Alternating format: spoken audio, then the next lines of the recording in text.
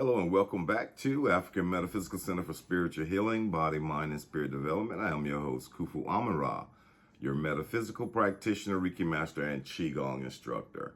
Today's topic is the illusion of co-creating with Source. That's the illusion of co-creating with Source.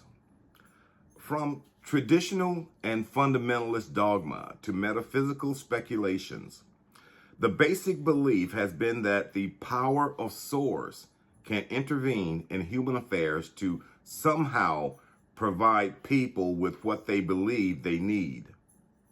A very large percentage of any organized or even non-organized religion has had such a belief as the foundation of its existence.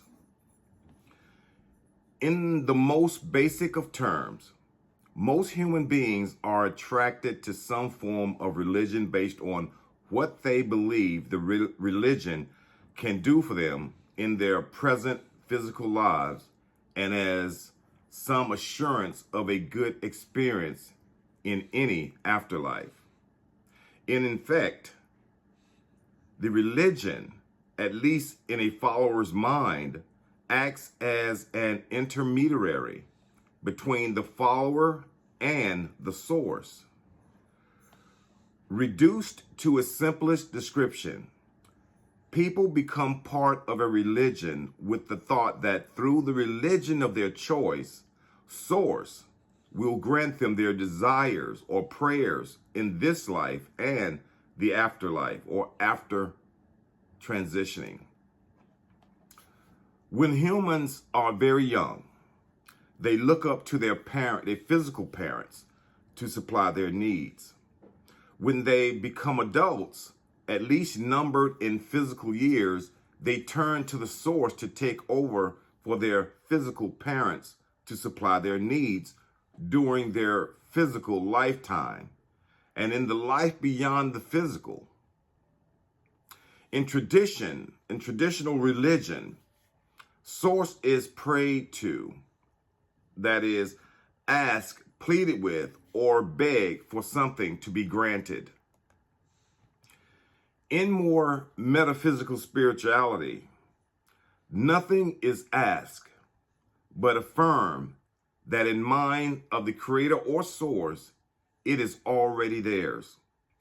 In some of the more unaware attempts at metaphysical spirituality, people are taught that Source or universal mind is like a magic genie that will do for them whatever the individual egos wish or command it to do. Then there is still another concept which suggests that a person joins with the Creator to co-create whatever the individual ego is seeking.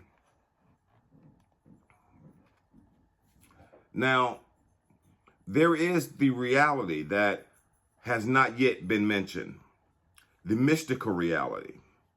That is aware that the personal ego does not know what is best for the soul. Only the Creator or universal consciousness knows.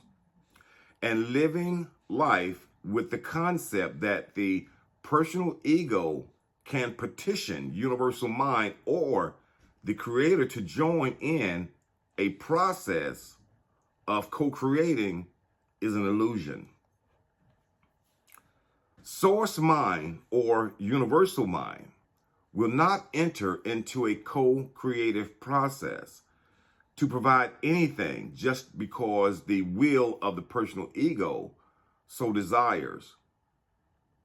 So only when the will of the Creator or universe is served will any form of a co-creative process with a human being ever be entered into. This reality is that Source mind places into human conscious awareness what it should do, want, or desire. You see, in essence, human consciousness can agree to co-create with the will of the Creator to align itself with the universal will, such that the will of the Creator or Spirit be done through the soul and its outward physical form of expression. Thus, what can be called aligned co-creating refers to the soul in human form expression in alignment with universal will. In this way, the soul and its human form expression are working in harmony with the universal life process, add nothing infinite. So what do we do?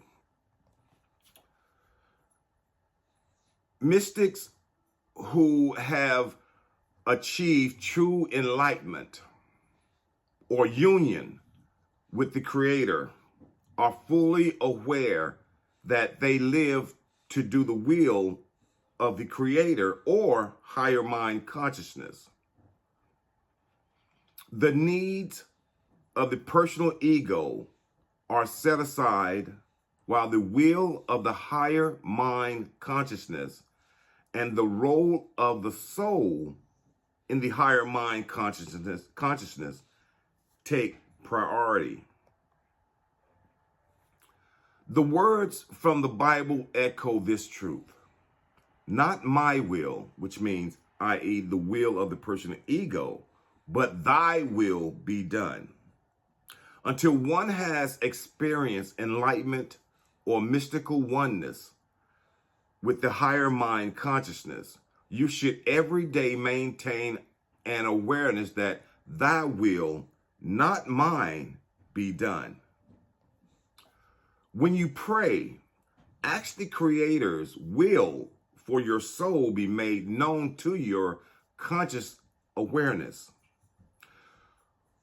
Pray for divine higher mind guidance for your mind to be aligned with the will of the higher mind for your soul. Every day, seek to diminish the illusion of a personal ego identity and its will.